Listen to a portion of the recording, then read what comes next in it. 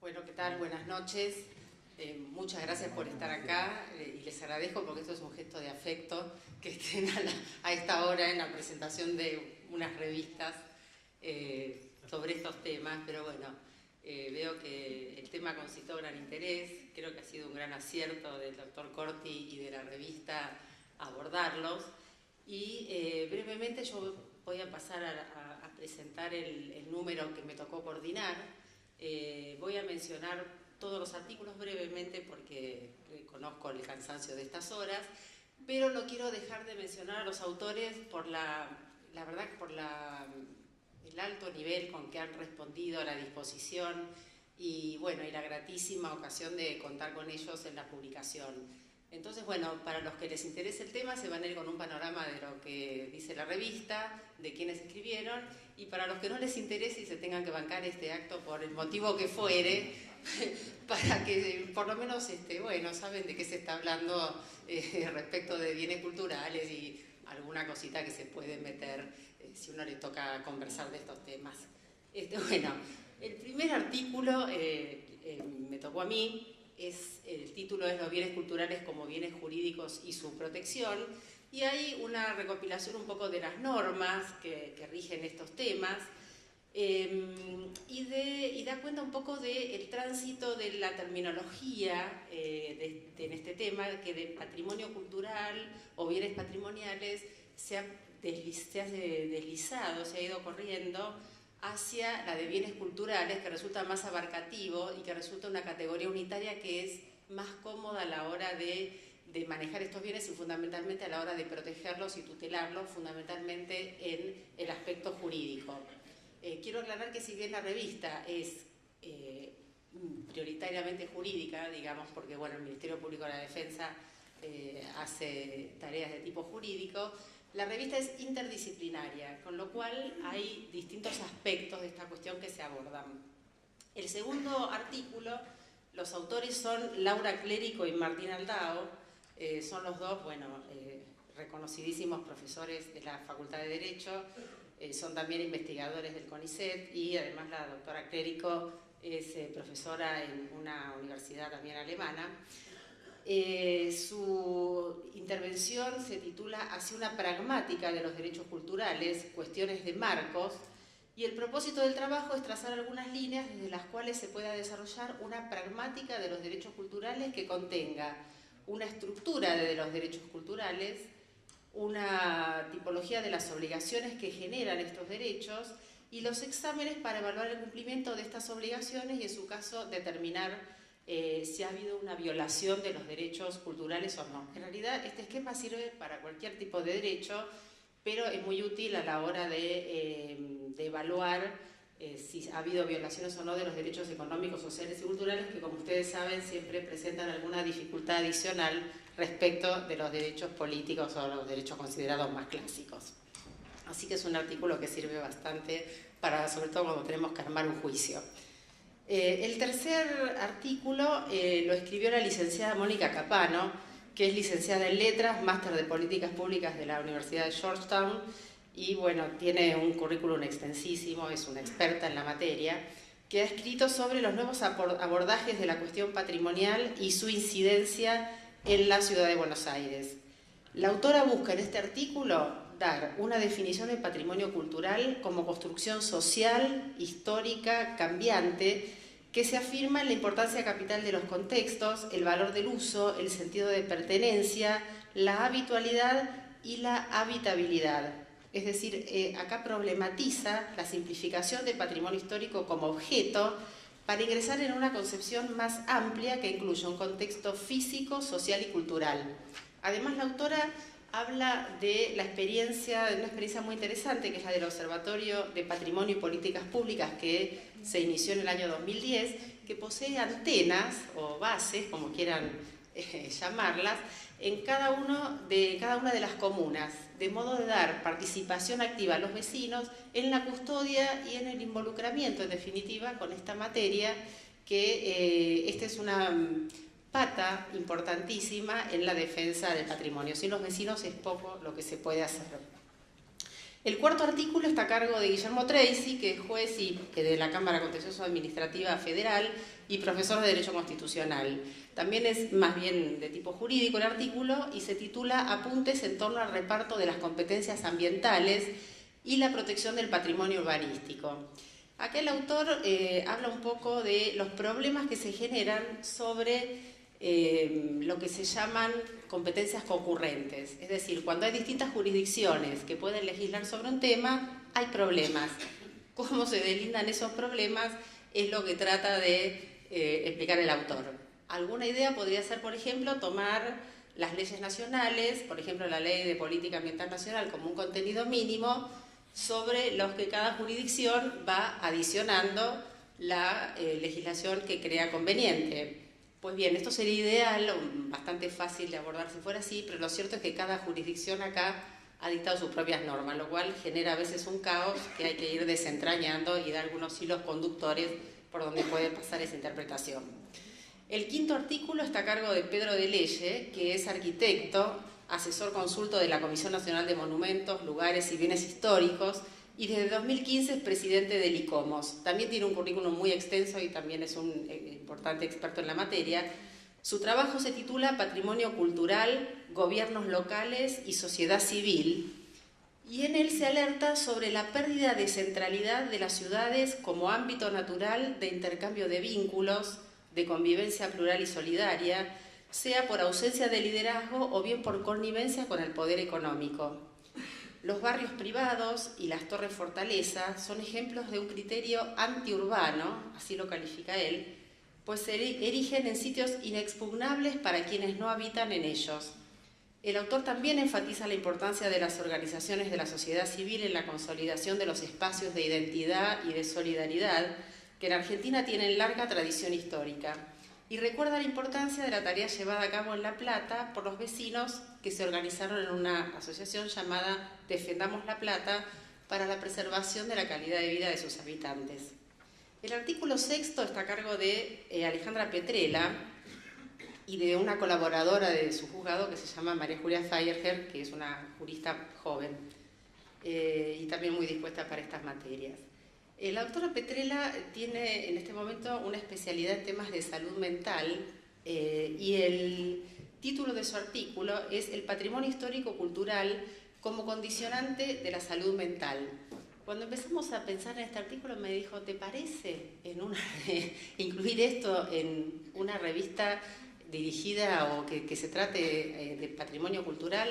A mí me parecía muy pertinente y efectivamente la doctora encontró la manera de vincular esto de una manera creo que magistral. Este artículo está muy bien. Aquí enfatiza la importancia del patrimonio histórico como parte de la identidad cultural. Dice que la identidad cultural se forja según las características de cada lugar, que hacen no solo a la historia, sino también a quienes somos como personas, a cada persona que habita el lugar. Por ello, integra la construcción de uno mismo y dará claves de lo que fuimos, de lo que somos y de lo que seremos el ambiente. Por ello, la protección jurídica de este ambiente es imprescindible para nuestra salud mental, entendida como surge del artículo 3 de la Ley Nacional de Salud Mental, es decir, como un proceso determinado por componentes históricos, socioeconómicos, culturales, biológicos y psicológicos, cuya preservación y mejoramiento implica una dinámica de construcción social vinculada a la concreción de los derechos humanos y sociales de las personas. Me interesa también rescatar la Ley de Salud Mental porque hoy en día se está barajando una posible reforma, pero no porque la ley esté mal, sino porque aparentemente necesitaría de recursos que, bueno, no estaría siendo dotada de los dispositivos necesarios. Y una reforma de la ley habría que ver en qué sentido se va a hacer, si para continuar ampliando los derechos de las personas con padecimientos mentales o no. El artículo séptimo está a cargo de Ángela Rosalía Mora y Víctor Trionfetti, ambos son reconocidos profesores de la UBA, y Trionfetti es además juez de la Ciudad de Buenos Aires. El artículo se titula Memoria y Vida Democrática, y en él los autores enfatizan sobre la importancia del patrimonio cultural, donde el individuo pueda ser lúcidamente conscientes de los itinerarios de su tiempo. También repasan la normativa de la ciudad y encuentran algunos problemas y ofrecen algunas reformas o posibilidades de reformas que ellos creen que deberían abordarse.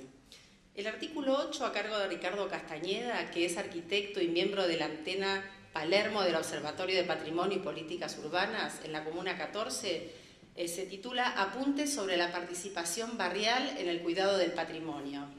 Y en él, este arquitecto, que es vecino de la ciudad, es decir, un protagonista directo de esta custodia que hacen los vecinos justamente, narra las experiencias por las que atravesaron un grupo de vecinos de Palermo comprometidos con la temática.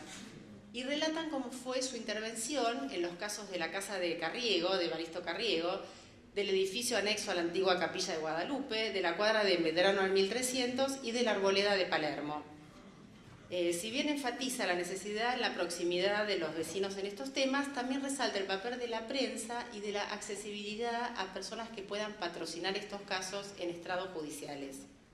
El artículo 9 está a cargo de Diego Fidel, que es abogado y funcionario de la Defensoría General de la Ciudad de Buenos Aires, y Fidel trae a este volumen un tema muy interesante y de mucha actualidad, que es la ley sobre centros culturales. El título del trabajo es de los derechos culturales a la ley de centros culturales.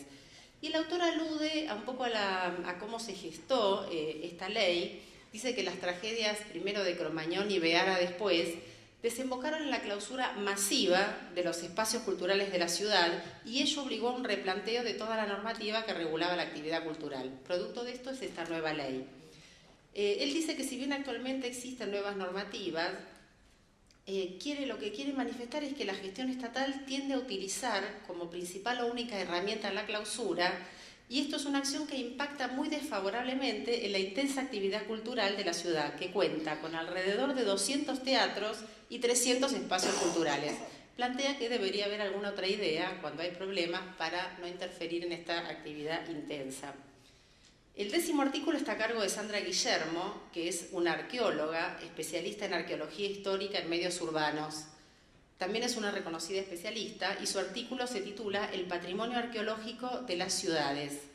Y bueno, me gustó la introducción de este término musealizar, ¿no? La evidencia histórica, es decir, cuando se encuentra una evidencia histórica se piensa en musealizarla, es decir, en incluirle museos, y estos museos pueden ser de diferentes maneras. Y ella relata en particular el caso de la aduana Taylor, en cuya recuperación trabajó, señalando que este proyecto se diferencia de otros en cuanto a que se trataba de una propuesta integral que incluyera también la construcción del Museo del Bicentenario para el disfrute de toda la comunidad de los hallazgos que ellas se hicieran. Entonces, mientras se hacía el trabajo arqueológico, se pensaba también en el museo, y de esto surgió una manera de exponer ciertas cosas que facilita la comunicación con lo que se quiere, con el mensaje que se quiere transmitir. El artículo 11 está a cargo de Ada Peregrini Grinover, que es profesora de la Universidad de San Pablo y una de las referentes más importantes del derecho procesal latinoamericano y mundial, y se titula La protección de los bienes culturales, procesos colectivos brasileños. La autora en este artículo trata de destacar el cambio de paradigma de los procesos judiciales. Mientras que tradicionalmente se concebían como una relación bilateral referida a derechos individuales, en la actualidad esto va cambiando y va ganando terreno la idea de procesos que se relacionan con derechos que no encajan dentro de ese esquema, por razones diversas. Y para ello es que actualmente se recurre a los procesos colectivos, donde el sujeto es colectivo, lo que se reclama es colectivo, y donde la solución del conflicto también es colectiva. Es decir, no puede ser para una sola persona, sino que va a ser para todo un conjunto. Bueno, el artículo 12 también lo escribí yo y se titula La protección jurídica del patrimonio cultural, el rol del Ministerio Público de la Defensa de la Ciudad de Buenos Aires, donde se repasa un poco la normativa que rige a la institución, a nuestra institución, y se afirma el rol preponderante que debe cumplir en la defensa de los derechos económicos, sociales y culturales. Y particularmente se problematiza y se hace una interpretación amplia del requisito previsto por el artículo 45, inciso 2 de la Ley 1903, es decir, la necesaria acreditación de pobreza para los que solicitan la intervención del Ministerio Público de la Defensa. Lo que se sostiene en el artículo es que en la defensa de los bienes colectivos hay que matizar la interpretación de este requisito para promover el acceso a la justicia de las personas que reclaman por este tipo de bienes y de los bienes colectivos en general. Luego el artículo número 13 está a cargo del doctor Guillermo Scheibler, que está aquí presente, así que voy a hablar poco. Es también juez de la Ciudad de Buenos Aires y es un reconocido docente de Derecho Administrativo.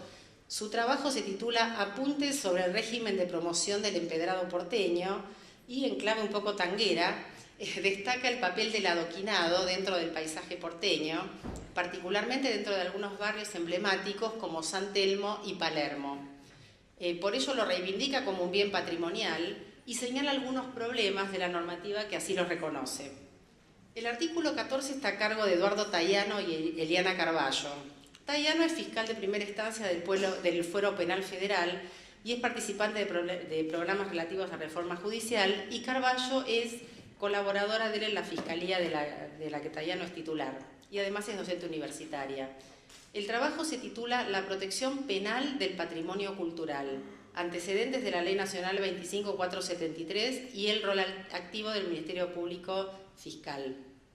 Aquí los autores destacan la importancia creciente de la delincuencia que tiene por objeto a los bienes culturales, particularmente los bienes materiales, por su también creciente rentabilidad económica. Los autores destacan que es una de las especialidades del crimen organizado transnacional y que por lo tanto requiere de normativa y mecanismos sofisticados que resulten efectivos para su persecución. El artículo número 15 está a cargo de Catalina Crespo y Victoria Alonso, que son abogadas y secretarías judiciales de la Defensoría a mi cargo. Se titula Relevamiento de causas judiciales relacionadas con la protección del patrimonio cultural de la Ciudad de Buenos Aires. Las autoras en este caso han realizado un examen exhaustivo de las causas relativas a patrimonio cultural en el Fuero Contencioso Administrativo de la ciudad, tarea que permite ver claramente qué tipo de conflictos se están planteando en la actualidad y las soluciones judiciales a las que se arriba. Y bueno, brindan realmente un material que no se va a encontrar en casi ningún lado para quienes les interese el tema y para los investigadores que les interese profundizar en la materia, porque realmente han compulsado toda la jurisprudencia. Por último, el trabajo número 16 está a cargo también de Victoria Alonso, que además de funcionaria judicial es una destacada docente de Derecho Constitucional en la Universidad de Buenos Aires y lleva por título Reflexiones en torno a la judicialización de la protección del patrimonio cultural de la Ciudad de Buenos Aires. Es decir, aprovechando el trabajo anterior, la autora reflexionó sobre ese tema y extrajo interesantes conclusiones sobre los casos planteados ante el Fuero Contencioso de la Ciudad de Buenos Aires con perspectiva crítica. El volumen cuenta con un editorial del Defensor General aquí a mi lado y que supongo que se explayará sobre el tema más tarde, y finaliza con la presentación del programa de bienes culturales que fue creado en el ámbito de la Defensoría General en diciembre de 2015 con la normativa que lo rige y con las incumbencias que le fueron asignadas. Espero que resulte de utilidad, yo creo que sí, y desde ya agradezco la oportunidad de haber participado como coordinadora del volumen y a todos los autores por haber respondido de esta manera tan grata y tan brillante realmente. Muchas gracias.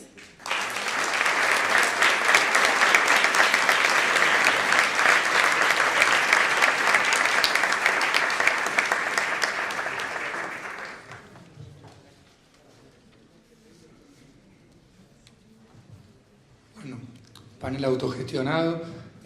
Antes que nada, bueno, buenas noches a todos y a todas. Primero que nada, por supuesto, un agradecimiento tanto a la doctora Pucharera como al doctor Corti por la invitación a participar primero en el volumen y luego en este acto de presentación. Como bien dijo la doctora Pucharera, yo soy solo un docente de Derecho Administrativo, pero bueno, me ha tocado últimamente tener que hablar de cannabis, identidad de género, adoquines, pero bueno, lo de adoquines yo lo elegí en su momento porque si bien el tema patrimonio cultural me resulta muy interesante, me ha tocado en el trabajo, digamos, tener que intervenir en distintos casos, la verdad me sentí un poco honrado, por supuesto, y cohibido también, sobre todo después incluso de ver el volumen y este panel en el que soy la mosca blanca, no por el pelo lo de la mosca blanca. Bueno, sí, pero más blanco. También. Bueno, pero lo mío era figurativo. No, quiero decir, todos, la verdad que uno siente un poco de pudor, toda gente muy especializada, destacada en sus ámbitos, y uno lo único que puede traer quizás es cierta cuestión de praxis. Lo de adoquines quizás era cierta empatía cuando tuve que elegir un tema, por aquello que se dice de los abogados, ¿saben? ¿No? Con el tema de la Facultad de Derecho y un adoquín. Entonces, que bueno, uno siente quizás cierta empatía. Fuera de esta cuestión, digamos, destacar sobre todo la obra en la que me ha tocado participar y aportar mi granito de arena un poquito más grande, mi adoquín, en esta obra. La verdad que la obra, cuando uno la ve completa, desentona mi artículo, pero es una obra, la verdad, de un nivel superlativo. Sinceramente, ahora un rato antes de entrar, estuve terminando de leer otros artículos y todo, la verdad, muy, muy recomendable, y destaca más además la obra por el hecho de la ausencia de este tipo de obras en nuestro medio, tan especializadas en este tipo de temática, que no es la que suele abundar, digamos, en nuestra bibliografía jurídica, en general más ocupada siempre de temas más redituables en términos crematísticos, o más quizá en boga por distintas cuestiones. La cuestión del patrimonio cultural, como lo destacan varios artículos, es un tema de poco desarrollo todavía en nuestro medio, y más aún esta obra entonces es una obra, digamos, voluminosa, de una calidad importante en la medida de sus artículos, y además que está focalizada en gran medida a la temática específica de la Ciudad de Buenos Aires. Así que es muy recomendable y entra dentro de esta línea de publicaciones que hace el Ministerio Público de la Defensa, que, avisos parroquiales aparte, digamos, quiero decir que en nuestra tarea, o yo por lo menos más de una vez he hecho mano de ella, cuando sobre todo estos volúmenes temáticos, ¿no? Uno sabe que quizás se tiene que tratar un tema de salud mental o determinados temas que han sido abordados por estas publicaciones, ahí va a encontrar siempre un elemento de utilidad. Entonces, destacar la obra por lo necesaria que es también por la situación del patrimonio cultural. Yo en esto quería traerles también algunas pocas reflexiones respecto de algunas de las amenazas que tiene el patrimonio cultural. No vamos a decir qué es el patrimonio cultural, porque para eso tienen que leer el ejemplar, que sé que todos se lo han llevado. Podemos decir algunas de las amenazas, y yo me quedo con 3, nada más, que voy a enumerar, y voy a tirar algún pequeño ejemplo de cada una de esas amenazas. Una es lo que me inspiré hoy, y denominé la regla del nivel de protección patrimonial directamente proporcional a la vía jerárquica normativa. No sé si se entendió, si no lo repito, ¿no? Regla del nivel de protección patrimonial directamente proporcional a la vía jerárquica normativa. Esto que parece tan complejo, lo que quiere decir es que a mayor nivel normativo, o sea, en la Constitución, los pactos internacionales, tenemos un nivel de protección fantástico. Pero como tiene toda lógica, a medida que descendemos en el nivel jerárquico, obviamente la protección tiene que descender, ¿no? O por lo menos eso parecería ser una lógica un poco sofista, pero es lo que sucede en la realidad. Lo que vemos es que las leyes muchas veces enriedan un poco o delimitan de manera deficiente la protección constitucional, y ni que hablar de lo que son los decretos reglamentarios o las resoluciones que dicta ya el Poder Ejecutivo reglamentando las leyes o no reglamentando, o las interpretaciones que se hacen después. Como todo, yo les dije que yo me especialicé en Derecho Administrativo, no en estas cuestiones. Cualquier administrativista va a saber que la jerarquía de las normas es inversamente proporcional al cumplimiento, digamos. Un funcionario de la administración, ¿qué le van a hablar de pactos internacionales? ¿Qué le van a hablar de la ley que está lejana, está allá por el Congreso, es otro poder? A él lo que más le interesa obviamente es el reglamento, el decreto reglamentario, el que sacó su jefe o el jefe de gobierno. Entonces, esta regla, como ven, más allá de lo anecdótico, en los hechos termina siendo una amenaza, porque para poner un par de ejemplos nada más a nivel del adoquinado, que es lo que escribí yo, por ejemplo, el decreto reglamentario limita el grado de protección que da la propia ley. El doctor Mántaras, Pablo, había sacado un fallo muy interesante declarando la inconstitucionalidad de la reglamentación, que lo confirmó la Cámara y fue revocado hace poco por el Tribunal Superior. Y en otros aspectos también, por ejemplo, en materia del adoquinado, también, por ejemplo, la autoridad, o sea, la ley declara al adoquinado porteño integrante del patrimonio cultural de la ciudad. Entonces uno dice, qué bueno, qué bien, por fin se protege la identidad barrial. Pero después, en la reglamentación, por ejemplo, cuando decide la autoridad de aplicación, en vez de ser las autoridades culturales, la autoridad de aplicación pasa a ser el ente de mantenimiento urbano, o sea, los señores que pavimentan las calles, ¿no? Entonces, no es por discriminar, pero bueno, digamos, la competencia de ese órgano es pavimentar las calles. Entonces, hay como una pulsión hacia la no protección del adoquín. Entonces tenemos que una ley de protección cultural termina siendo la autoridad de aplicación la que va a tener que cumplir, la que va a tener que definir, termina siendo un órgano que no tiene nada que ver con la protección cultural. Bueno, por poner un par de ejemplos respecto de esta regla tan de título alambicado que les puse como una de las amenazas. Otra de las amenazas que tiene el patrimonio cultural, así en el día a día, es la inercia burocrática. Y respecto a este tema, les quería comentar en 2 palabras un caso en donde el doctor Corti intervino también como juez en su vida anterior como juez. Este caso era interesante, y para contarlo así también, para poner una nota de color a esta altura de la noche.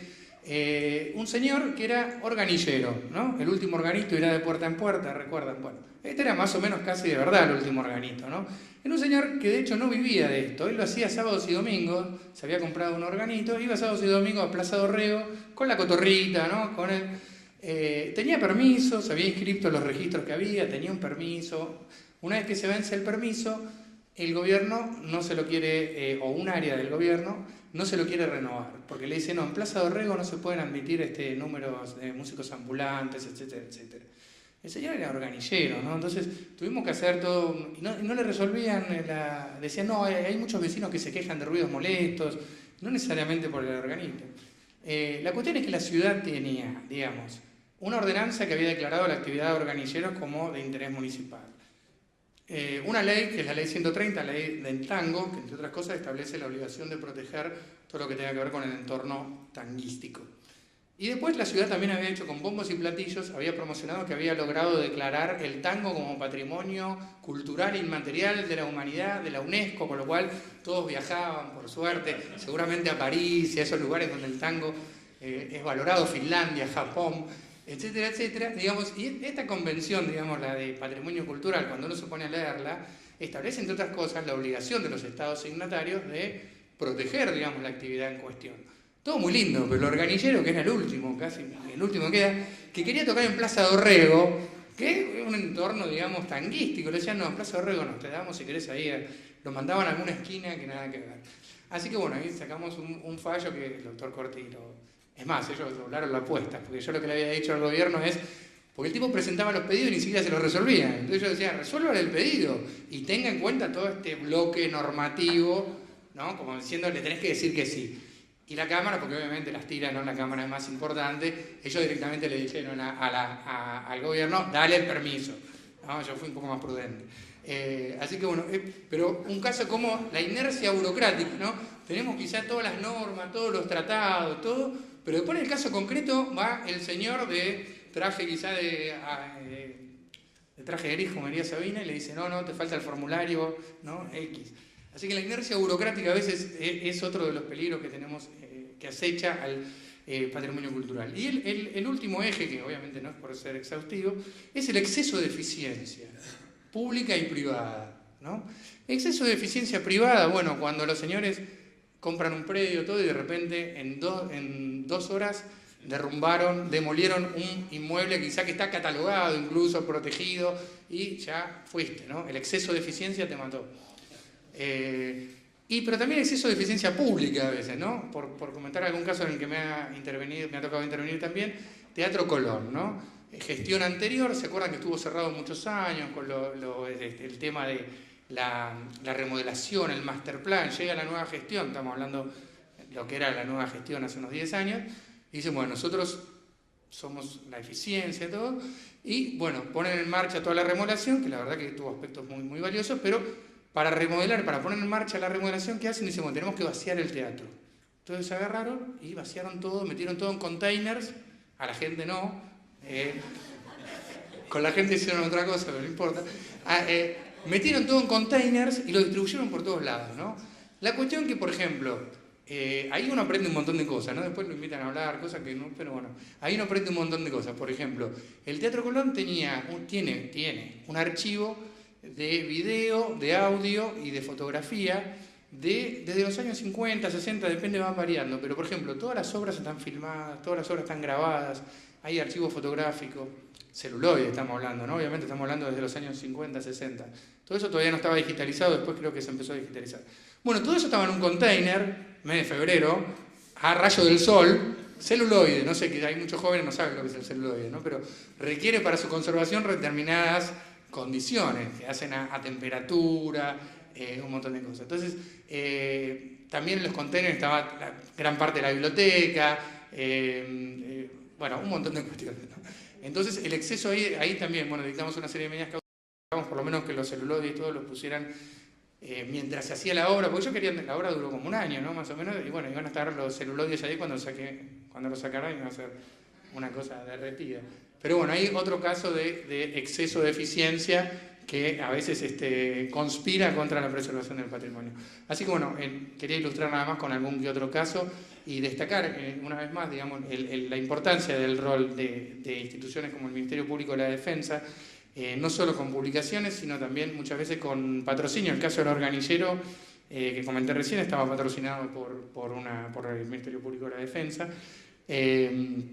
Digamos, porque frente a lo que hay enfrente muchas veces, que es el propio Estado, a veces con una decisión o con una omisión en la protección, a veces con ignorancia burocrática, o muchas veces la dinámica, digamos, económica de la ciudad, para decirlo en términos elegantes, digamos, son oponentes de fuste, y muchas veces quienes van a litigar son, como recién comentaba uno de los artículos que hay, son vecinos sueltos o pequeñas asociaciones, perdón, o no tan pequeñas, pero digamos hay una proporción de David y Goliat un poco aumentada. Entonces es importante que los organismos constitucionales de control, como el Ministerio Público de la Defensa, eventualmente la Defensoría del Pueblo y otros, tomen cartas en el asunto para preservar, digamos, este tipo de derechos con un poco más de éxito que lo que a veces sucede.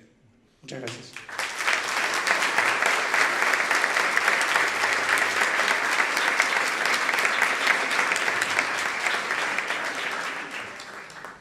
A continuación, y para referirse a la revista Derecho a la Ciudad, sin justicia social urbana no hay ciudadanía, vamos a escuchar las palabras del doctor Pedro Pires, investigador del CONICET, y el doctor Carlos Fidel, director del Centro de Desarrollo Territorial de la Universidad Nacional de Quilmes. Bueno, buenas noches. Agradezco a la Defensoría Pública la invitación de participar en este acto. Suena un tanto escolar, pero es... bueno, y primero que me sumo a ya la cadena de loas a la Defensoría, digamos, que vienen cayendo, ¿no? Tenemos, o sea, desde distintos derechos, ¿no?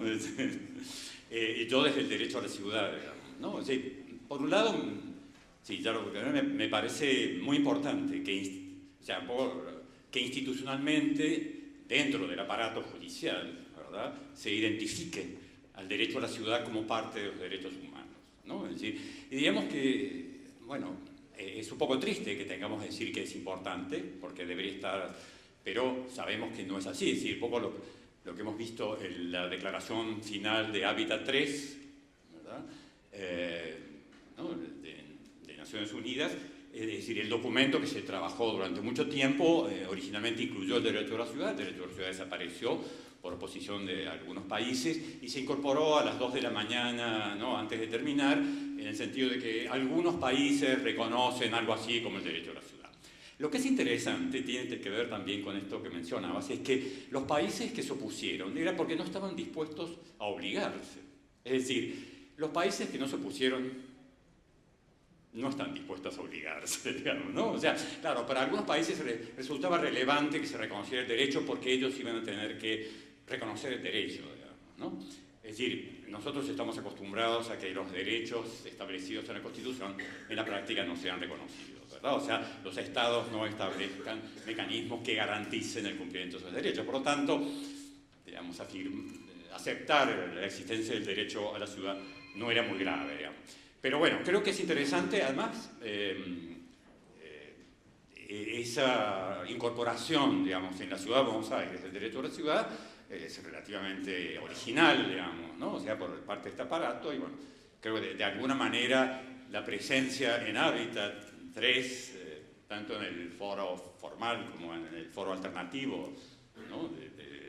de la Defensoría, prácticamente de Horacio, fue, creo que importante, e introdujo algo que no se conocía, digamos, ¿no? Es decir, un poco un organismo del aparato judicial que puede interactuar, digamos, con los actores urbanos en una perspectiva de derecho. Entonces, eso por un lado, me parece. Si yo diría esto es, bueno, la Defensoría Pública y el derecho a la ciudad, ¿no? Y creo que merece un reconocimiento, digamos, por eso lo de las loas. El segundo punto es el de la revista, ¿no? O sea que no voy a mencionar los autores, primero porque no los tengo en la memoria, no sé, deben ser como 50, una cosa así, ¿verdad? Y se me irían los 10 minutos, bueno, que ya deben ser 5 que quedan. Pero yo diría que hay una presentación universal de las cuestiones vinculadas con el derecho a la ciudad. Y me gustaría, un poco ya que ustedes no tienen otra alternativa que oírme, decir algunas cosas, digamos, sobre esto, y creo que de alguna manera hacer una mirada global sobre lo que está ahí. Digamos, un poco después Carlos se referiría seguramente a algunas cosas más particulares, ¿no? Creo que cuando hablamos del derecho a la ciudad podemos hablar de dos cosas. Por un lado, el derecho a la urbanización, digamos. Es decir, es el derecho al suelo, a la vivienda, a la infraestructura, etc., ¿no? Y por otro lado, lo más importante es el derecho a la centralidad urbana, digamos. El derecho a, además de tener derecho a la urbanización, o sea, tener suelo, vivienda, infraestructura, estar en una posición dentro de esa situación de modo tal de poder utilizar el conjunto de intercambios, digamos, que supone la vida urbana, ¿verdad? Que son cosas muy distintas. Por ejemplo, lo que vemos hoy en los planes de vivienda, ¿verdad? Es decir, en donde, bueno, no se tiene en cuenta el tema del suelo y por lo tanto la vivienda de los sectores populares se pone allí donde no hay nada, ¿verdad? Es decir, eso es construir vivienda y no construir ciudad, ¿verdad? Porque la ciudad es básicamente la centralidad. Entonces, creo que es importante que veamos esto. ¿El derecho a qué? ¿No? Nuestra Constitución habla del derecho a la vivienda. Lo extendemos y podemos pensar que es el derecho a la urbanización, digamos, que no hay vivienda sin suelo, sin infraestructura, etc. Pero nos queda el derecho a la ciudad, el derecho a estar integrado, ¿verdad? Al conjunto de relaciones que nos enriquecen por vivir de manera aglomerada, ¿no? Bueno, eso me parece que es relevante. Y, digamos, la revista tiene un conjunto muy amplio de cuestiones que, si bien no están organizadas con este criterio, ¿verdad? Sino con otro más sistemático, digamos, permite, a mi modo de ver, no he leído todos los artículos, digamos, ¿no? Pero sí permiten alimentar una percepción, digamos, del derecho a la ciudad. Cosa que creo relevante. Y diría, hay dos cosas, y con esto termino, que me parecen importantes de tener en cuenta y que tienen que ver con el papel, digamos, de la Defensoría y del sistema jurídico-judicial. Y es que la condición del derecho a la ciudad en sentido amplio es el derecho a la urbanización, o sea, tener un lugar en la urbanización, ¿no? Y el derecho a la urbanización, digamos, tiene como dos obstáculos, ¿no? Es decir, por un lado, que en nuestra sociedad los bienes, esos urbanos, suelo, ¿verdad?, son productos mercantiles, o sea, hay que ser solvente para adquirirlos. Si no, qué lástima. Y por otro lado, son apropiados privadamente, ¿verdad? La propiedad privada. Entonces, ahí tenemos dos cuestiones importantes, ¿no? Es decir, la mercantilización de los bienes, ¿cierto? Y, en nuestro caso, la muy débil participación desmercantilizadora del Estado, digamos, casi inexistente, y por otro lado, la consolidación de esa mercantilización como propiedad privada. Y por lo tanto, digamos, es decir, con el peso ideológico, ¿no es cierto?, que tiene la propiedad en nuestras sociedades, se vuelve algo intocable, ¿no? Es decir, impensable. Entonces, bueno, me parece que ahí hay algo interesante a trabajar entre las distintas perspectivas que hay sobre el derecho a la ciudad, que de alguna manera están dentro de ese interesante ejemplar que además le tocó la calificación de 10. Bueno, muchas gracias.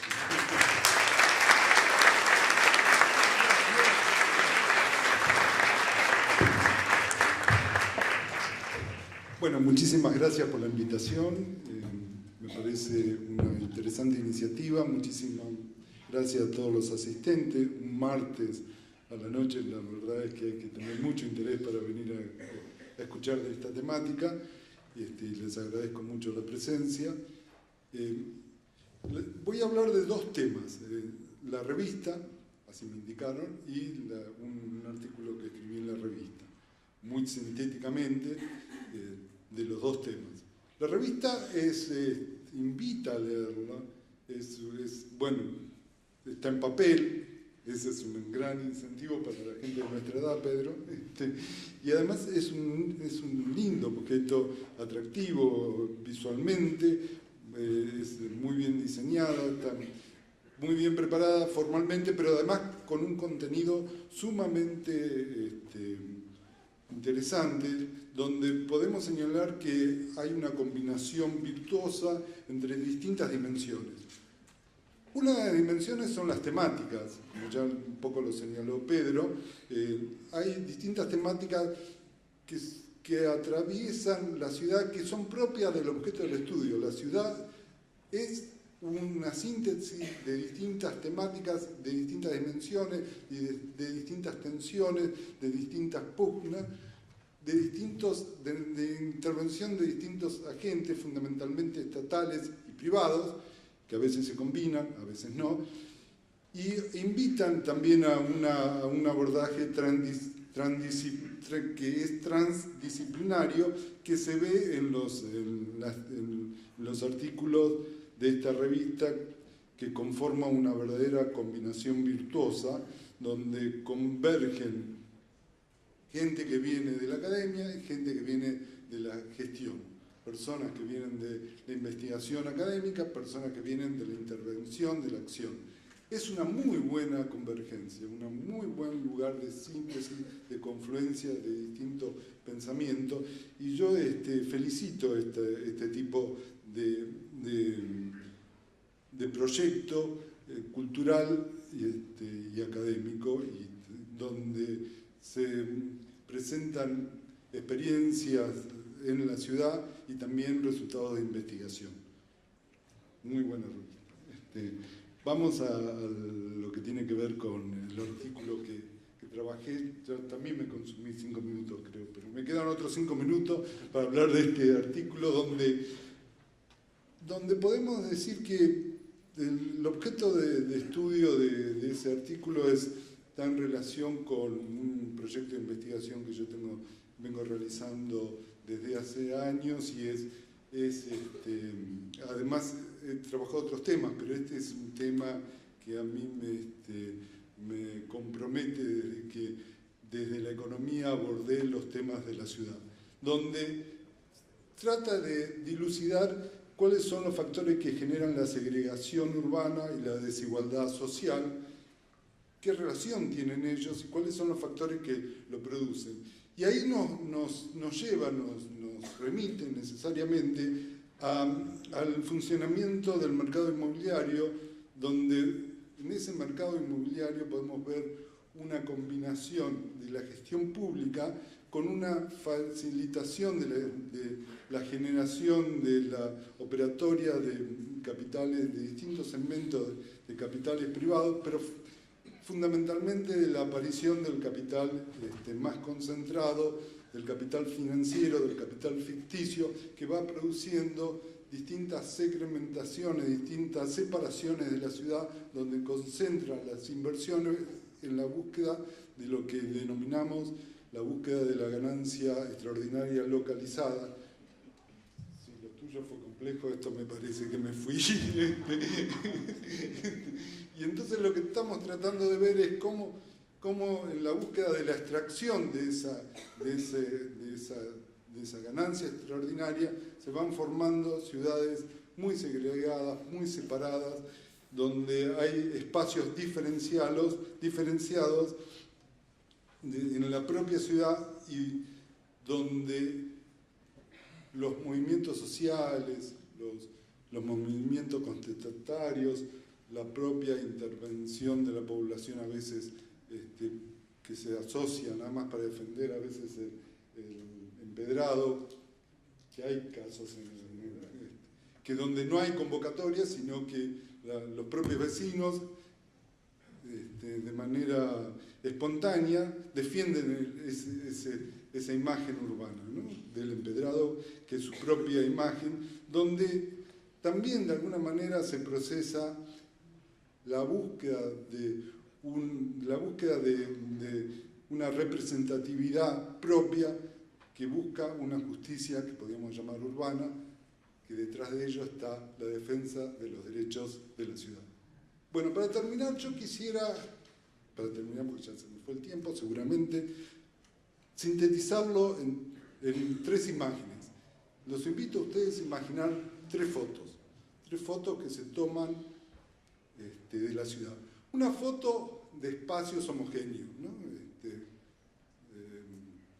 Palermo, ¿no? Donde no hay pobreza, ¿no? Todo homogéneo.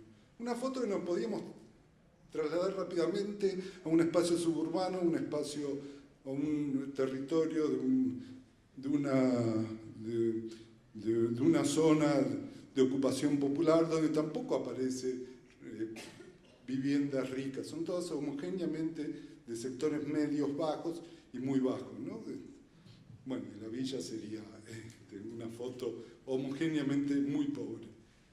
Otra foto que ya empieza a expresar la segregación, porque esa foto lo que expresa son espacios homogéneos, diferentes pero homogéneos. Una foto, si nos ubicamos en la Villa Retiro, desde la villa vemos una parte de la villa y vemos la zona más rica y un edificio redondo, ¿no? Lo llaman el rulo, ¿no? Bueno, y la zona, ahí vemos los contrastes, ¿no? Esa es la foto clásica, ¿no? Entre la villa y el barrio más rico, ¿no? Que está al lado, ¿no? Esas son fotos muy comunes, ¿no? Bueno, y la tercera foto, que es más actual, estoy hablando de la ciudad de Buenos Aires, podríamos ir a otras ciudades también, ¿no? Podríamos tomar una foto en Puerto Madero, donde casi anocheciendo, edificios con pocas luces prendidas, y no porque están ahorrando electricidad, sino porque hay poca ocupación de esas torres, y los excluidos, los nuevos pobres, los que ya no tienen casi fuerza de hacer nada más que andar pidiendo o caídos en ese barrio. Esa foto hoy la pueden sacar muy claramente. Muchas gracias.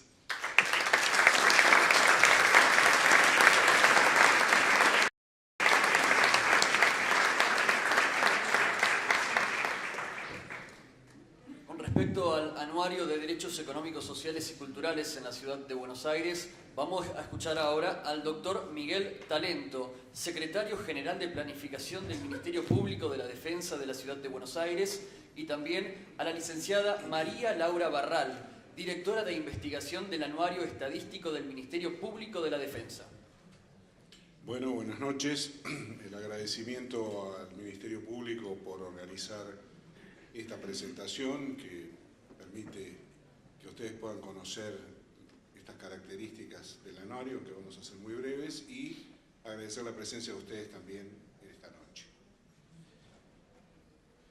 Muy brevemente, el anuario, que fue una idea de Horacio que nos planteó a la Secretaría, consiste en estudiar la situación objetiva de distintas áreas sociales, de prácticas sociales específicas, y una vez que está determinadas las características a través de indicadores, a través de distintas variables, de indicadores socioeconómicos, estudiar de manera paralela cuáles han sido las políticas públicas que impactan sobre cada uno de estos espacios.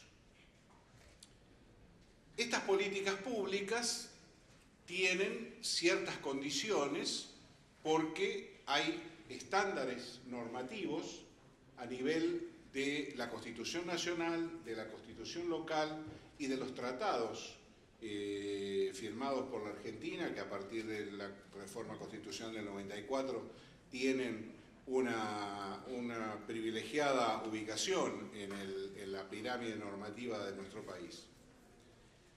Estos estándares deben cumplirse en la asignación de recursos, básicamente en el concepto de progresividad y sobre todo de efectiva progresividad, para ir paliando e ir resolviendo las problemáticas que se advierten en esta situación objetiva, en el caso de la vivienda, de la salud, de la educación, de la pobreza y la segregación. Y además, no solamente está el estándar de progresividad, regresividad como par, sino que está el tema de la ejecución y la subejecución, donde también hay allí algunas polémicas. En algunos casos se entiende simplemente los presupuestos no como órdenes de ejecutar esta suma, sino como simples autorizaciones que se pueden o no ejecutar. Esto naturalmente tiene un significado desde el punto de vista social, institucional y político sumamente importante en una interpretación u otra. Entonces, el anuario, básicamente, ¿qué es? Es la articulación de estos tres niveles donde podemos proyectar sobre las series históricas en las que vemos cómo se comporta el fenómeno, por ejemplo, de la vivienda en la ciudad y qué impacto para reducirla, mantenerla o aumentarla, la problemática han tenido las políticas públicas.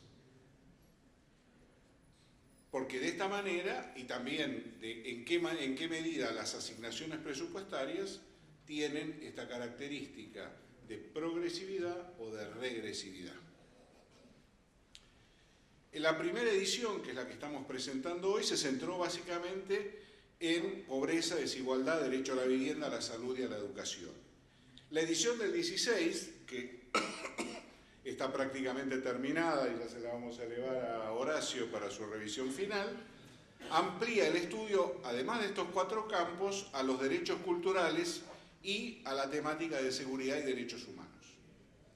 Y ya estamos trabajando para el anuario del 2017, en el que esperamos que se pueda presentar en la próxima feria, quizá en mayo del año que viene acá, y donde pensamos ver si podemos ampliar la serie histórica, porque tenemos, María Laura después va a comentar el estado de la información, porque el estado de la información es un límite preciso. Nuestras fuentes han sido fuentes oficiales, básicamente fuentes del gobierno de la ciudad, de fuentes de organismos estadísticos nacionales, de fuentes académicas y instituciones de la sociedad civil, organizaciones no gubernamentales, especializadas en las distintas temáticas. Es decir, hemos tratado de buscar y de documentar de la manera más objetiva y más precisa los datos sobre los cuales después se puedan inferir las conclusiones. Decíamos, el estado de la información tiene dificultades para reconstruir las series históricas, porque en la medida que tengamos esas series históricas es más fácil poder advertir el impacto o no de las políticas. Y el otro problema son la formulación de las políticas que carecen en muchos casos de objetivos, metas que hacen cuantificable y medible entonces el impacto. Pero sobre todo eso va a abundar María Laura. Voy a, digamos, además de contarles en qué consiste, voy a contarles algunas de las conclusiones muy generales, que después en algunos casos los va a ir especificando por sector María Laura, que nosotros encontramos al hacer este estudio. En primer lugar, el análisis presupuestario en todas las áreas sociales para el periodo 2008-2016 muestra que se han reducido o se ha restringido la participación en los presupuestos totales de la CABA, tanto de los sancionados como de los ejecutados. O sea, una atribución regresiva del gasto. María Laura va a especificar estas reducciones por sector. En relación a los niveles de indigencia y pobreza, alcanzaron en julio del 16 el 5.8 y el 31.9 de la población total, representando un incremento respecto de finales del 2015 de aproximadamente el 29%. El fenómeno de la pobreza afecta a los hogares con presencia de menores, desocupados, personas con menor nivel educativo formal alcanzado. Particularmente se verifica un proceso de infantilización de la pobreza. Se incrementó la desigualdad tanto en la comparación anual como en la semestral. El coeficiente de Gini pasó de 0,369 a fines del 14 al 0,390, o sea, 0,390 para el segundo semestre del 16, un 5.6% de aumento. En vivienda, el déficit habitacional se ha incrementado, caracterizado tanto por la precarización de la vivienda, calidad constructiva, régimen de tenencia, hacinamiento, etc., como por la falta de acceso a servicios urbanos. La población en las villas y asentamientos no cesa de crecer. Luego se van a ver las cifras, que son casi cercanas a una duplicación en el periodo de 8 años. Entre 2005 y 2015 el número de inquilinos trepó del 22 al 35% en la ciudad, y las personas que ocupan una vivienda de manera irregular del 7.7 al 14.2%. O sea que problema de vivienda tenemos. Salud. En relación, aunque la Cava cuenta con un número razonable de efectores y recursos humanos capacitados, hay muchas deficiencias en el equipamiento, en la adecuación de la estructura, en el mantenimiento, en el mobiliario, en la higiene, así como en la distribución y la regularidad y contratación del personal. La escasa prioridad asignada al mejoramiento de las condiciones de vida de los sectores más pobres tiene consecuencias severas en la salud de familias que dependen de manera casi exclusiva o exclusiva de la política pública y residen mayormente en el sur de la ciudad y en las villas y asentamientos cuya población no cesa de crecer, como dijimos antes. Este es un dato, el que voy a comentar, estremecedor, porque la edad promedio de fallecimiento denota una vez más la desigualdad de distribución del bienestar.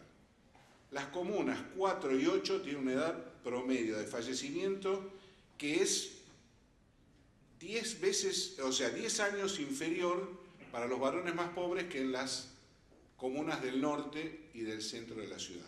O sea que en los 200 kilómetros cuadrados de la ciudad de Buenos Aires estamos conviviendo poblaciones que tienen el estándar de vida de Bélgica o de Nigeria, en el mismo espacio geográfico con un colectivo de 1 hora o menos de trayecto. O sea, esto es una situación escandalosa. En educación, en las últimas décadas se produjo una progresiva privatización de la educación inicial, sobre todo, alcanzando actualmente el 50% de la matrícula educativa en el sector privado. En ello han incidido varios factores: debilidad de las políticas públicas para garantizar una oferta suficiente, el deterioro académico y organizacional de la educación pública, el generoso financiamiento al sector privado y una asignación presupuestaria regresiva, particularmente en infraestructura escolar pública. Este es uno de los casos más dramáticos. El más grave problema del sistema educativo en la Cava es la desigualdad. Los niños que viven en la zona sur y dependen mayormente de la oferta educativa pública se encuentran en una situación desventajosa. Los índices de vulnerabilidad educativa son estructuralmente graves, con la más alta incidencia en la zona sur, en la que el rendimiento escolar está sobredeterminado por las condiciones objetivas de los establecimientos, deterioro de la infraestructura, hacinamiento y la condición socioeconómica de los hogares. Se asigna proporcionalmente cada vez menos recursos a educación en relación con el presupuesto total de la Cava. De manera particular, la desinversión es muy notable en infraestructura educativa, cuyo presupuesto es sistemáticamente subejecutado. La desfinanciación tiene como una de sus consecuencias la recurrente falta de vacantes. O sea, por un lado tenemos falta de vacantes, pero la razón de esa falta de vacantes está directamente ligada con la desinversión y la falta de ejecución de presupuesto en infraestructura educativa. En el año 2016 no fueron cubiertas 11.432 vacantes en el sector público, mayoritariamente en las zonas vulnerables. La diferencia de acceso a la oferta cultural entre los habitantes del norte y del sur de la ciudad confirma la tendencia respecto a un menor ejercicio de derechos económicos, sociales y culturales. Los habitantes de la zona sur deben habitualmente trasladarse a la zona centro y norte para acceder a la oferta cultural de la ciudad, lo que implica costos adicionales. En seguridad, la convergencia de las políticas nacionales y locales desde diciembre del 15, emergencia y protocolo de seguridad, transferencia de funciones no federales al gobierno de la Cava, el fallo sobre taser y detenciones para identificación, por ejemplo, han agravado las violaciones de derechos. Los casos de ejecuciones sumarias, torturas y malos tratos, detenciones arbitrarias, represiones a niños jóvenes y en villas, persecución a manteros, vendedores ambulantes y otros supuestos contraventores, así como la violencia institucional en general, se han expandido y agravado. El deterioro de las condiciones de vida y de acceso a los derechos a estos DESC se ha visto reforzado por políticas de seguridad que responden por la vía punitiva al reclamo de derechos o simplemente criminalizan a los sectores desprotegidos y a su supervivencia. Conclusiones muy breves. Las informaciones obtenidas respecto de la situación social, habitacional, educativa y cultural de los habitantes de la ciudad, así como el análisis de las políticas públicas implementadas y la constatación de una asignación regresiva de los recursos públicos destinados a las áreas sociales, ponen de manifiesto que en la Cava se ha transgredido el principio de progresividad, lo que lesiona los derechos y garantías establecidos por el marco normativo local, nacional e internacional.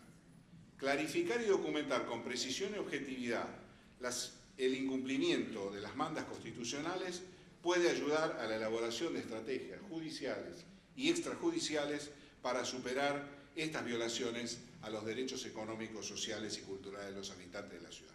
Gracias.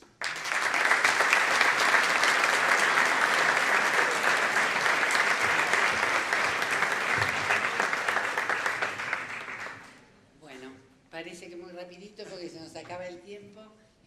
Buenas noches a todos y a todas. Muchas gracias a Horacio Corti y a Miguel Talento por la confianza y el estímulo para la realización de esta investigación que se concretó en el anuario. Quiero decir en primer lugar que esto es una obra colectiva, es una obra del equipo de la Dirección de Investigación, que es un equipo pequeño pero rendidor, y los quiero nombrar.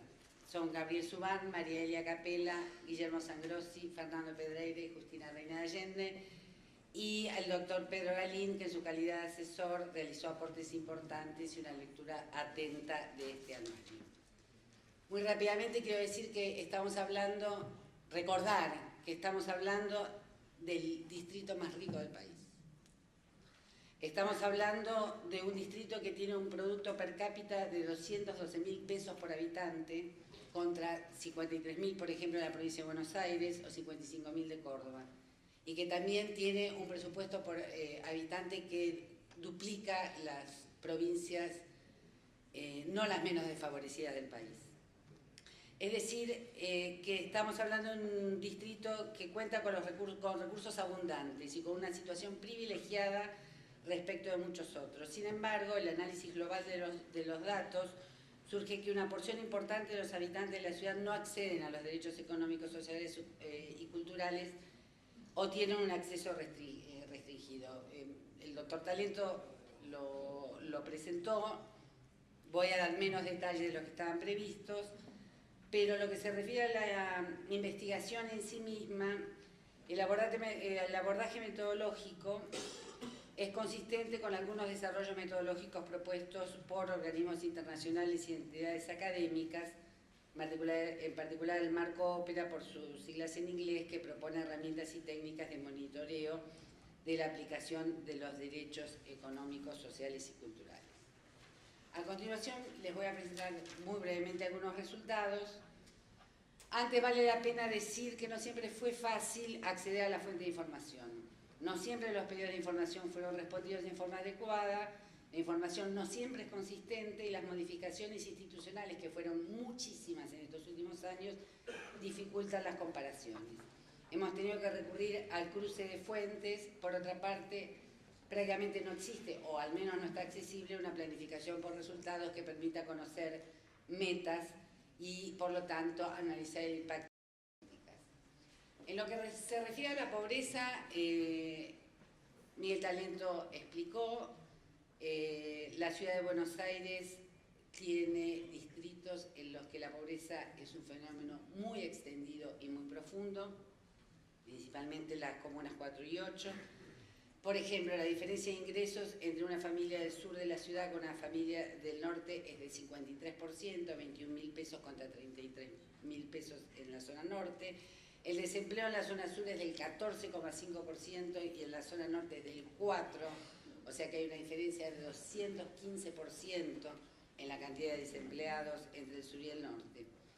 Paso a los programas muy rápidamente. El programa Ciudadanía Porteña, el más importante de transferencia de ingresos en el gobierno de la ciudad, redujo su presupuesto a la mitad entre 2008 y 2016, pasando a representar el 2,2% del presupuesto total de la ciudad al 1,1%. El número de beneficiarios disminuyó en un 25%, de 225.000 beneficiarios a 167.000.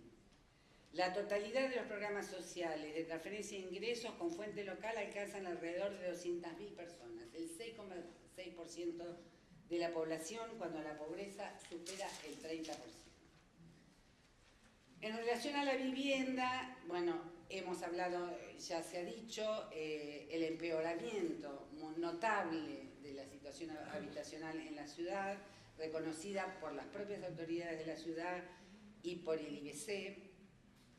En las comunas 1 y 8, por ejemplo, el porcentaje de hogares con hacinamiento supera el 20%.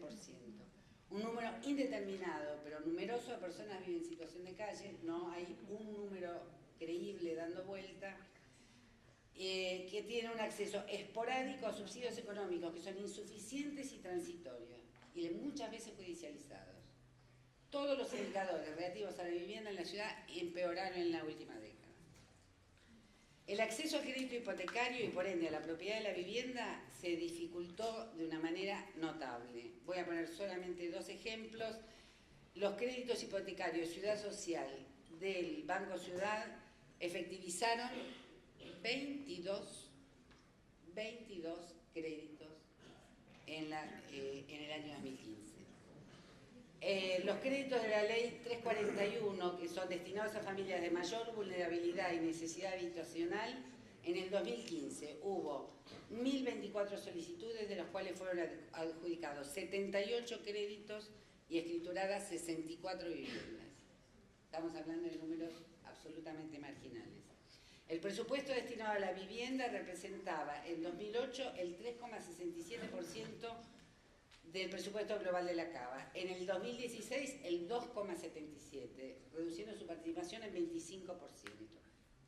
La población en villas se duplicó desde 2010, pasando de 163.000 personas a más de 250.000, según las más modestas estimaciones oficiales.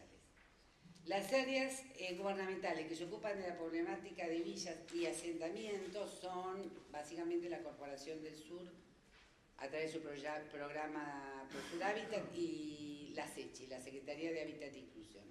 Ambos ámbitos institucionales, que cambiaron mucho en estos años, redujeron su participación notablemente en el presupuesto de la ciudad. Había más números, pero los voy a pasar por alto. En educación, la ciudad cuenta con una alta cobertura y calidad de servicios educativos. Es una larga tradición que viene de lejos y eso es innegable. Pero como dijo Talento recién, 50% de los niños y las niñas asisten a escuelas privadas, básicamente porque no hay suficientes escuelas públicas. Si observamos en la tendencia del más largo plazo, entre 2003 y 2015 hay una fuerte expansión de la educación privada. Por ejemplo, el sector público incrementaron solo en 6.600 vacantes la oferta pública. El sector privado lo incrementó en 21.500 en el mismo lapso. El problema de educación inicial es gravísimo.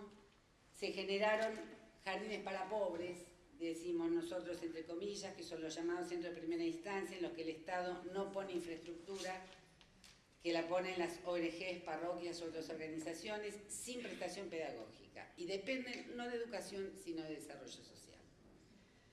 En tanto, las vacantes disponibles en la educación pública son insuficientes. El gobierno de la ciudad invirtió en 2015 5,5 veces menos de plata que en 2011 a pesos constantes para la construcción y refacción de escuelas. La inversión en infraestructura escolar y mantenimiento es 1/3 de la de 2011.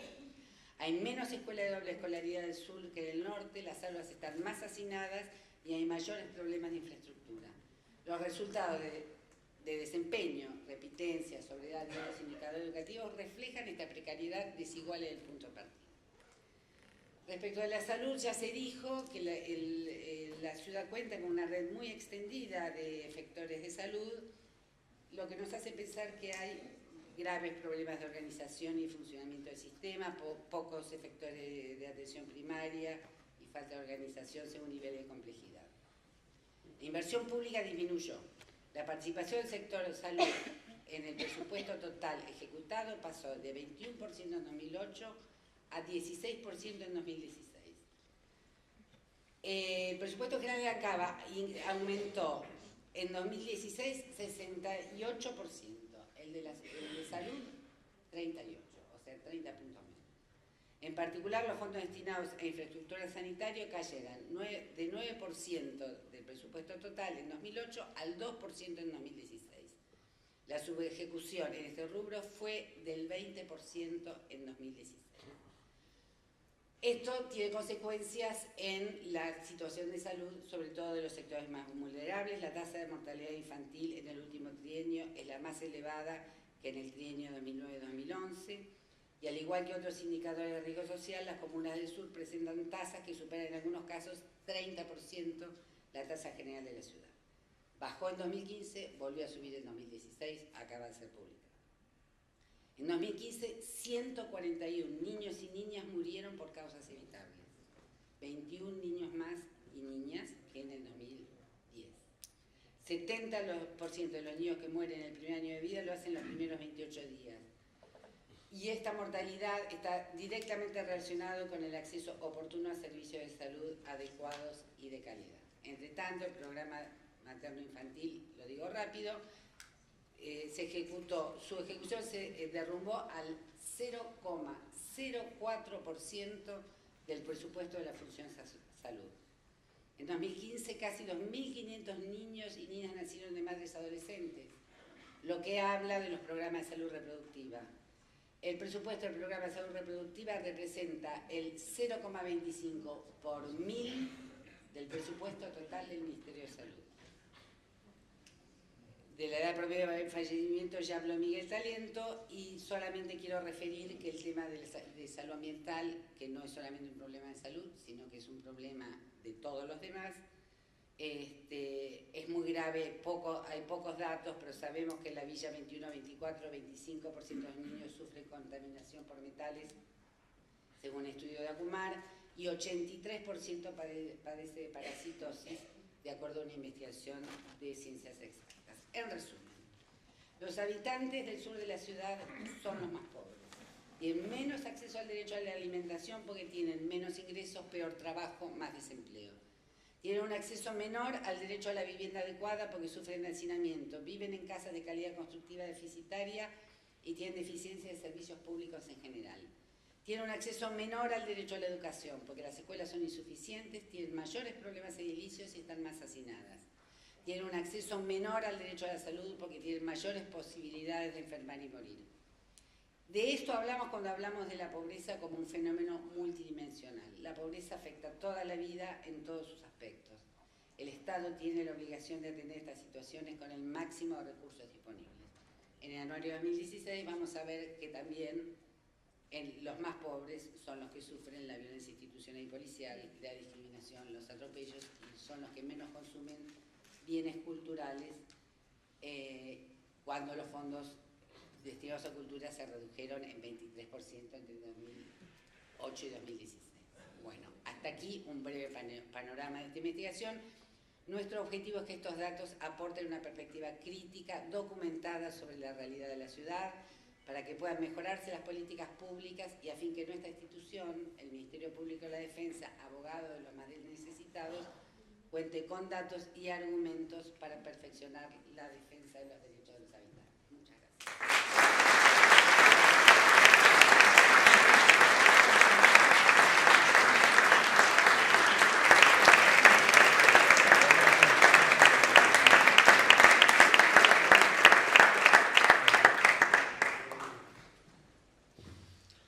Bueno, buenas noches. Ya terminamos, porque parece que cada vez viene una cosa más. Tenemos otra sorpresa. Sí. Yo voy a ser breve porque, como todos habrán apreciado, todos los que han participado de la mesa han sido muy elocuentes. Solamente una palabra de cada una de las revistas y qué significado tienen para nosotros y por qué las hemos hecho. En primer lugar, la revista sobre patrimonio cultural que coordinó Mariana. Nuestra idea era cómo le mostramos a la sociedad que hay una defensoría que defiende los derechos culturales y los bienes culturales de la ciudad y todo su patrimonio cultural en el sentido más amplio del término. Pues nosotros estamos acostumbrados en el ámbito jurídico de la ciudad hablar de los DECs, de los derechos económicos, sociales y culturales, y sin embargo esto último, los derechos culturales, siempre han quedado como relegados frente a los derechos económicos y sociales y no era nuestra idea. Para eso, bueno, con Mariana pensamos esta publicación, pensamos alguna estrategia de difusión y a su vez creamos un programa específico para tratar de difundir y trabajar en esta materia a cargo de Gabriela Alegre, que está acá presente. Y viendo además que ya había una experiencia sobre los derechos culturales en nuestro fuero, en nuestra justicia, pero que no estaba sistematizada. Entonces, ¿cómo sistematizamos lo que hay y cómo nos proyectamos nosotros hacia la sociedad, para que la sociedad conozca que hay una institución pública que defiende los derechos culturales y en los cuales uno lo tiene que repensar de forma diferente a la defensoría pública, porque son procesos colectivos que tienen características también muy diferentes a los otros procesos colectivos a los cuales estamos habituados, por ejemplo a los de urbanización, porque hay diferencias sociales, de clase, etcétera, la preocupación de estos problemas, y sin embargo nosotros consideramos que era estratégico intervenir y participar en ese debate y que es necesario además proteger los derechos culturales en la ciudad, porque es una ciudad que tiene una enorme cantidad de riqueza cultural y por lo tanto tiene enormes cantidades de problemas vinculados a los derechos culturales. Y a su vez queríamos mostrar una visión no reductiva del asunto, es decir, mostrar la problemática desde la economía, la cuestión de los centros culturales, también lo del patrimonio, pero ver la diversidad de problemas que tiene los derechos culturales. Y así que ese fue nuestro primer objetivo. En general, cada una de nuestras revistas generamos un lema que sintetiza el asunto. En este jugamos un poco con las palabras y hablamos de derechos culturales y cultura del derecho, porque nosotros pensamos que el derecho en sí mismo es una cultura, porque expresa valores, expresa un sinnúmero de valores, ideas, conceptos, sentimientos que en conjunto hacen una específica cultura que hacen a nuestra democracia y a la cultura de los derechos humanos. Y nosotros, como institución pública, tenemos la obligación de difundir la cultura de los derechos humanos en nuestra ciudad de Buenos Aires. Eso sobre la digamos, para complementar lo que dijo Mariana. Para nosotros fue muy importante pensar una revista sobre el derecho a la ciudad, que acá no se dijo, y la coordinó Laura Tarbuch con mucho esfuerzo, y a su vez tiene algo muy interesante que un pintor, Santiago Canción, hizo un cuadro específicamente para nuestra publicación y a partir de eso hicimos el propio diseño gráfico y la tapa de nuestra revista para hacer una intersección entre el arte pensado en su dimensión popular y nuestra práctica jurídica. ¿Por qué es importante el derecho a la ciudad? De nuestras materias jurídicas que cada uno hemos venido, el derecho administrativo, el financiero, las diferentes ramas que conformamos el poder judicial de la ciudad, yo advertí que muchas veces vemos los problemas, pero no tenemos una cabal conciencia que nosotros vivimos en una ciudad. Es decir, en una provincia, porque el estatus político es exactamente igual a una provincia, pero es una provincia totalmente urbana. Entonces, todos nuestros problemas de derecho administrativo, de derechos sociales, de derechos tributarios son completamente problemas urbanos. Y eso le genera una peculiaridad a la manera de enfocar y de tratar y de realizar nuestra práctica. Entonces nosotros tenemos que ver el derecho, pero desde la problemática específica del urbano. Y la manera contemporánea, desde la cultura de los derechos humanos, de pensar eso es a través del derecho a la ciudad. Y como dijo Pedro, fue uno de los puntos de mayor discusión en el ámbito de Hábitat 3, que ustedes saben, en las Naciones Unidas cada 20 años se hace una conferencia para discutir los problemas de hábitat. Tiene una importancia tal, ustedes miren que hace 20 años el eje de discusión fue el derecho a la vivienda, y mucho pasó desde hace 20 años ahora en ese derecho. El eje de discusión de este hábitat fue el derecho a la ciudad. Y ahí nosotros consideramos que debíamos participar, que era una oportunidad para el Ministerio Público para mostrar su experiencia muy rica de una serie de problemas vinculados a lo urbano. Básicamente toda nuestra experiencia en nuestros derechos sociales y en la lucha que tenemos cotidianamente por el derecho a la vivienda y en los términos colectivos por el derecho a la urbanización. Es decir, para que toda la ciudad pueda, o todos los habitantes de la ciudad puedan gozar de forma igualitaria y equitativa con todos los bienes que tiene la ciudad. Y si hay algo que, como dijeron recién Miguel, vivimos en una ciudad claramente desigual y esa desigualdad se manifiesta en la segregación urbana, es decir, tiene una plasmación concreta en cómo está diseñada y cómo vivimos, por otra parte, la ciudad.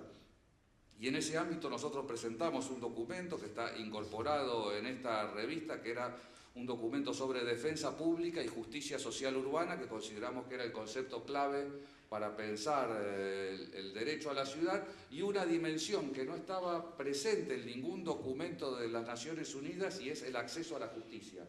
Porque a duras penas se habla de derechos, imaginen ustedes qué lejano está en el imaginario de esa institución pensar ese derecho que a su vez las personas a las cuales se lo atribuyen puedan reclamarlo, y que es justamente nuestra función. Cómo asesoramos y generamos cultura en las personas para que puedan reclamar a la administración y reclamar a la justicia por sus derechos. De ahí que esa fue la idea central de este número, que la verdad tiene, como dijeron ellos, un abordaje interdisciplinario donde también está presente la experiencia de la defensa pública. Y en tercer lugar, el anuario, y creo que acá puedo hacer alguna síntesis de varias cuestiones. Como todos ustedes saben, nosotros tenemos una enorme experiencia micro, es decir, a través de la práctica de la Defensoría, nosotros conocemos problemas particulares de las personas que viven en situación de calle. Sabemos qué pasa en cada una de las villas y tenemos esa experiencia concreta, cotidiana, sobre qué es lo que sucede, cuáles son los problemas, cuáles son las vivencias, las insuficiencias y todo lo que ocurre en esos lugares. Entonces pensamos, ¿qué sucede si juntamos esa experiencia micro que ninguna otra institución tiene con una visión global sobre la ciudad?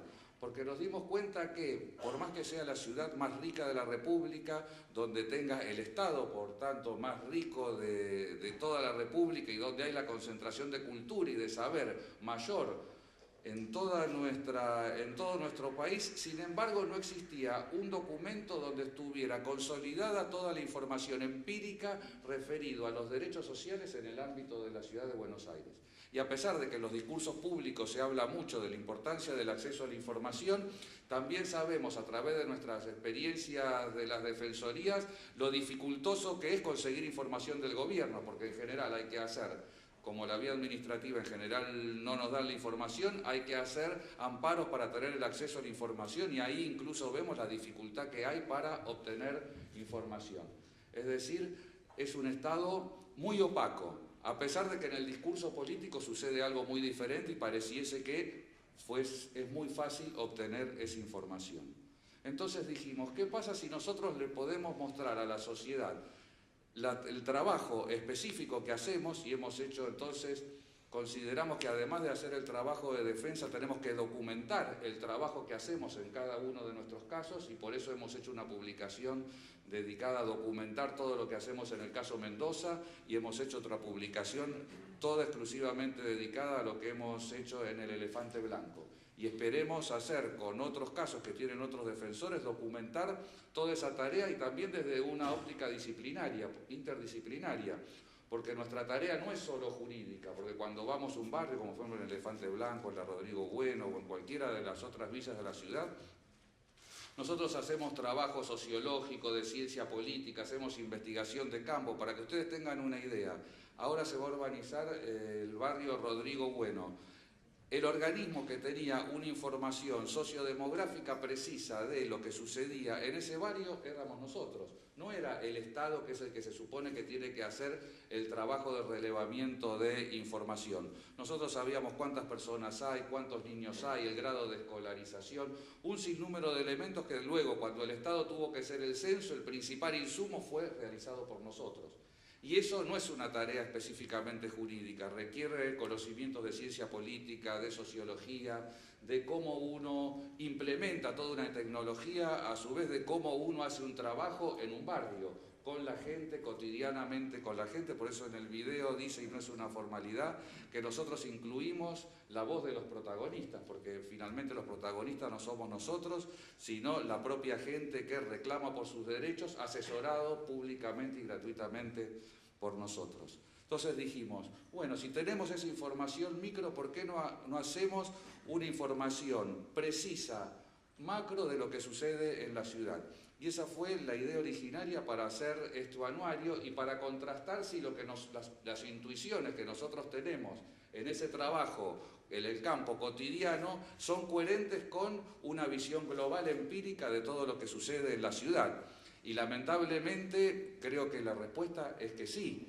¿No? Lo que nosotros vivimos cotidianamente luego se refleja en datos empíricos donde muestra, como dijeron ellos de forma muy elocuente, ¿no? La disminución progresiva de los presupuestos en derechos sociales, las subejecuciones presupuestarias, lo que muestra cuál es, más allá de los discursos políticos, el real interés y que tiene una administración en cada uno de los derechos a los cuales tiene que darle efectividad. Y cómo hacer esto con continuidad, es decir, cómo podemos hacer esto en el año 16, 17, 18 para poder luego hacer comparaciones y que no sean comparaciones sobre la base de opiniones, sino sobre una fuente empírica y objetiva y con una metodología científica que sea intersubjetivamente discutible. Esto a su vez tiene importancia para nuestra tarea en la defensa, porque habitualmente en los escritos judiciales hay argumentos sobre realidades que en general el Estado expresa de una forma puramente genérica, como decir no hay recursos para tal situación, o hemos gastado todo en tal situación, o si cumplimos con este caso vamos a tener tal problema en el presupuesto. Todos enunciados genéricos que son falaces, pero no falaces porque los discutimos jurídicamente, porque son empíricamente falaces, y eso es algo, creo, muy, muy poderoso para una argumentación. Este anuario yo creo que se tiene que complementar con otra publicación que hemos presentado en estos días, donde hemos hecho una investigación empírica también sobre la situación de las personas trans en la ciudad, que están invisibilizados en todo lo que es la información pública. Y hemos hecho una investigación junto a las personas trans para ver cuál es la situación de esa comunidad en la ciudad, en también toda una serie de derechos, y creo que es otro insumo que no existía y que es muy importante para la discusión pública. Finalmente, para nosotros las publicaciones como ustedes se darán cuenta, por una institución pública es un esfuerzo notable en lo que se refiere a los contenidos, a la edición, a los diseños, y creo que tenemos publicaciones que son realmente buenas y ustedes los van a poder apreciar recorriéndolas. Pero para nosotros no tienen importancia en sí mismas, sino que son un elemento estratégico en nuestra tarea como defensa pública, porque se trata de instalar debates, abrir espacios de discusión en la opinión pública, dar información objetiva a aquellos otros que también quieren llevar otro tipo de discusión, es decir, una serie de elementos que hacen a la esencialidad de la tarea de la defensa pública, que es central, obviamente, lo que hacemos en cada uno de los expedientes, pero no se agota ahí, porque eso que hacemos requiere un sinnúmero de otros elementos políticos, institucionales, culturales, uno de los cuales son estas publicaciones. Así que, bueno, agradezco a todos los que están presentes. Algo que iba a decir con el derecho a la ciudad, y la verdad que lo digo ahora, aunque sea un poco extemporáneo, y con esto termino. Nuestras vidas ocurren en un lugar, es decir, no ocurren en el aire de los derechos, y ese lugar para nosotros, ese territorio, es la ciudad. Y la verdad que se dio, creo que de casualidad, en esta mesa, pero la mayoría de los miembros de esta mesa tuvieron que forzadamente dejar la ciudad y el país, y tuvieron la vivencia de algo que es, imagínense, algo que es muy difícil, y es que por las situaciones políticas trágicas y dictatoriales que ha vivido la Argentina, tuvieron que abandonar e ir a vivir y hacer su vida en otro lugar.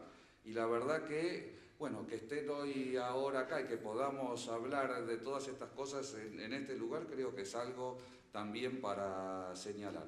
Así que les agradezco a todos los que están presentes.